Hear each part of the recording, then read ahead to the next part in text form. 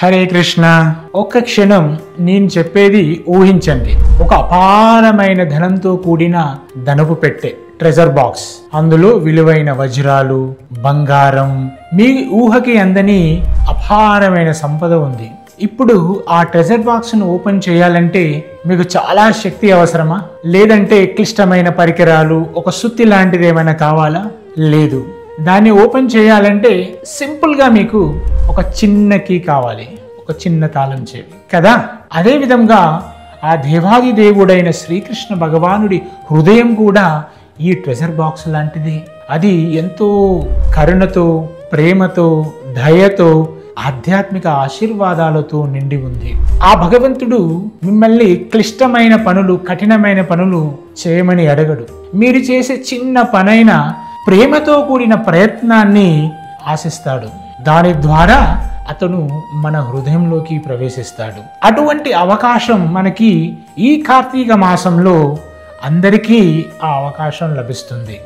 ఈ కార్తీక మాసంలో చేసే ఇటువంటి సింపుల్ ఆధ్యాత్మిక ఆచరణలు ఆయన యొక్క అపారమైన దయను మనపై వర్షింపజేస్తుంది. అంత విలువైన ఈ కార్తీక మాసం అన్ని మాసాల్లోకెల్లా చాలా శ్రేష్టమైనది. దీనిని దామోదర మాసం అని కూడా అంటారు. ఇది ఆ శ్రీకృష్ణుడికి ఎంతో ప్రియమైనది. ముఖ్యంగా ఆ శ్రీమతి రాధారాణి ఆధిపత్యంలో ఈ మాసం ఉంటుంది. ఈ మాసంలో చాలా అనుబంధమైన అత్యంత లీలలు జరిగాయి. రండి, ఈ కార్తీక మాసం యొక్క విశిష్టత ఏమిటి, ఈ కార్తీక మాసాన్ని ఎలా మనం జరుపుకోవాలో ఈ వీడియోలో తెలుసుకుందాం.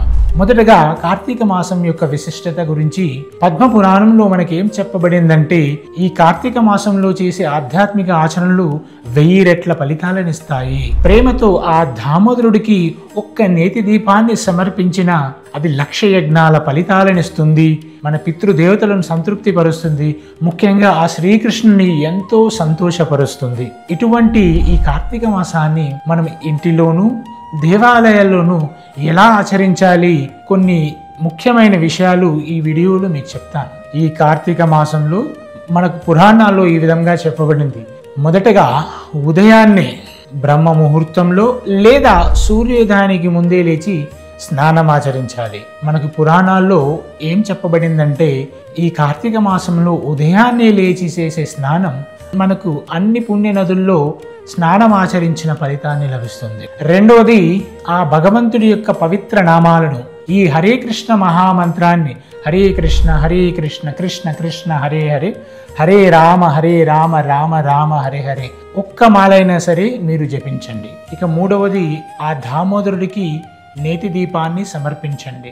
మీ ఇంట్లో ఆ దామోదరుడి ఫోటో పెట్టేసుకొని ప్రతిరోజు సాయంత్రం ఆ దామోదరాష్టకం పాడుతూ లేదా వింటూ ఆ దామోదరుడికి నేతి దీపాన్ని సమర్పించండి. మీరు హరే కృష్ణ గోల్డెన్ టెంపుల్కి ప్రతిరోజు సాయంత్రం ఈ కార్తీక మాసంలో విచ్చేస్తే ఆ నేతి దీపాన్ని మీరు ఆ దామోదరుడికి సమర్పించవచ్చు. ఇక నాలుగవది, ఆ శ్రీకృష్ణుడి లీలలను చదవండి. ముఖ్యంగా శ్రీమద్ భాగవతం దశమ స్కందంలోని ఆ దామోదరుడి లీల, లేదా ప్రభుపాదుల వారు రాసిన కృష్ణా బుక్లోని ఆ కృష్ణుడి లీలలను, దామోదర లీలలను కంపల్సరిగా చదవండి.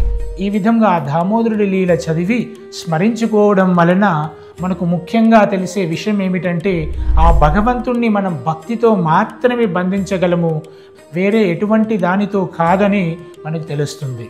ఇక ఐదవది, చాలా సింపుల్ సులభమైన శాకాహార వంటలను వండి ఆ భగవంతుడికి నైవేద్యంగా సమర్పించండి. ఇక ఆరవది, ఆ తులసి మహారాణికి దీపాన్ని సమర్పించి ఆ రాధాకృష్ణుల నిత్య సేవ గురించి మీరు ఆ మాతని ప్రార్థించండి. ఇక చివరిగా ఏడవది, మీరే కాకుండా ఈ ఉత్సవాన్ని మీరు మీ కుటుంబ సభ్యులతో, మీ స్నేహితులతో, బంధుమిత్రులతో కలిసి జరుపుకోండి. ఈ సేవను మీరు ఇతరులతో పంచుకోవడం వల్ల ఆ భగవంతుడి యొక్క ఆశీర్వాదాలు మీపై రెట్టింపు అవుతాయి. చివరిగా నేను చెప్పేది ఏమిటంటే, ఈ కార్తీక మాసం మనందరికీ ఒక బంగారు అవకాశం.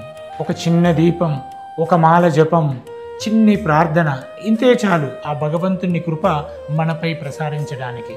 ఇటువంటి ఈ పుణ్యమాసాన్ని మనం పూర్తిగా వినియోగించుకుందాం. ఇది మీకు ఆధ్యాత్మికంగా ఒక ఉల్లాసభరితమైన, ఆశీర్వాదపూర్ణమైన కార్తీక మాసం కావాలని ఆశిస్తున్నాను. హరే కృష్ణ.